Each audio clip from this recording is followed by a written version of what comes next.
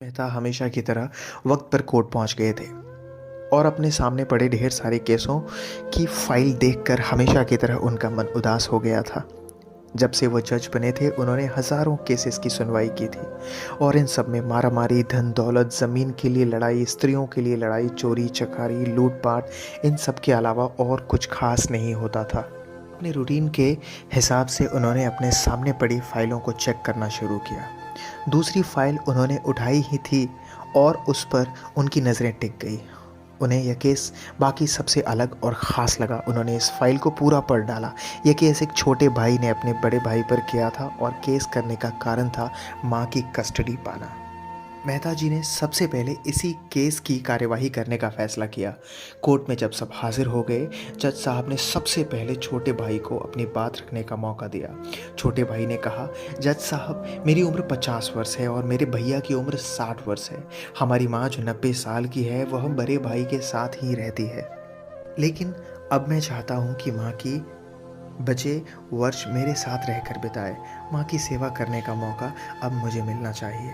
मैंने बड़े भैया को काफ़ी समझाया कि अब आपकी भी उम्र हो चली है, अब आपकी सेहत भी अच्छी नहीं रहती और आप दिल के मरीज़ भी हैं। अभी मैं स्वस्थ हूँ, इसलिए बेहतर यही होगा कि माँ की सेवा करने का मौका अब मुझे दिया जाए।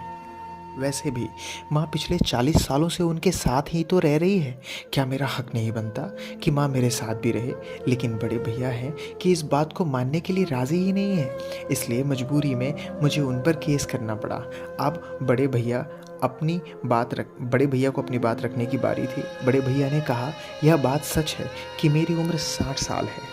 यह बात भी सच है कि अब मेरी सेहत पहले जैसी नहीं रहती, लेकिन उतना ही सच यह भी है कि मैं सिर्फ ज़िंदा रह पा रहा हूँ तो इसलिए क्योंकि मेरी माँ मेरे पास है।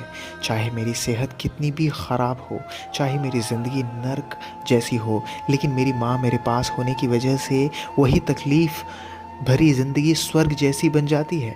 जज साहब, आप ही बताइए, मैं माँ को अपने से दूर कैसे होने दे सकता हूँ? जज ने बड़े भाई से कहा, तुम खुद कहते हो कि तुम्हारी सेहत अच्छी नहीं रहती, तो भला तुम कैसे अपनी माँ की देखभाल अच्छे से कर पाओगे? यह भी तो सोचो। बड़े भाई ने कहा, मैं अपनी माँ की बड़े अच्छे से देखभाल करता हूँ। आप माँ से भी पूछ सकते हैं और अगर वो खुद कह दे उन्हें मेरे साथ रहना नहीं रहना, तो आप बेशक उन्हें मेरे भाई के साथ भेज दीजिए। जज को यह बात ठीक लगी और उन्होंने माँ को अदालत में बुलाने का फैसला किया। 90 साल की बूढ़ी माँ बड़ी ही कमज़ोर थी। वो जैसे तैसे व्हील चेयर से अदालत में आई। जज साहब ने उनसे कहा, फैसला पूछा तो माँ ने कहा, मेरे लिए दोनों ही बच्चे समान हैं, किसी एक का पक्ष लेकर दूसरे को नाराज़ नहीं कर सकती।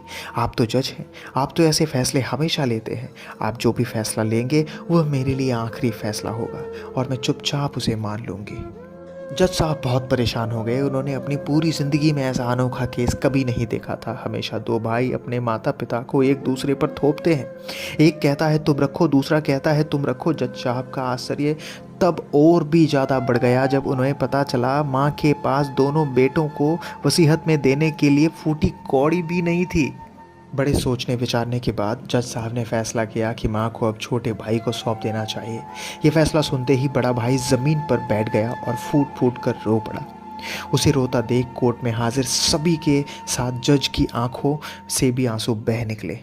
दोस्तों, आपने भाई भाई की लड़ाई बहुत देखी होगी, लेकिन जैसे इन भाइयों ने अपने माँ के लिए लड़ाई की, वैसी अनोखी लड़ाई कभी नहीं देखी होगी।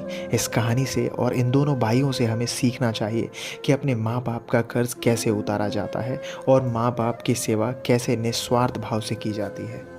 वैसे तो माँ बाप का कर्ज कभी उतार नहीं सकते, लेकिन ताउम्र उनकी सेवा ज़रूर कर सकते हैं। Thank you.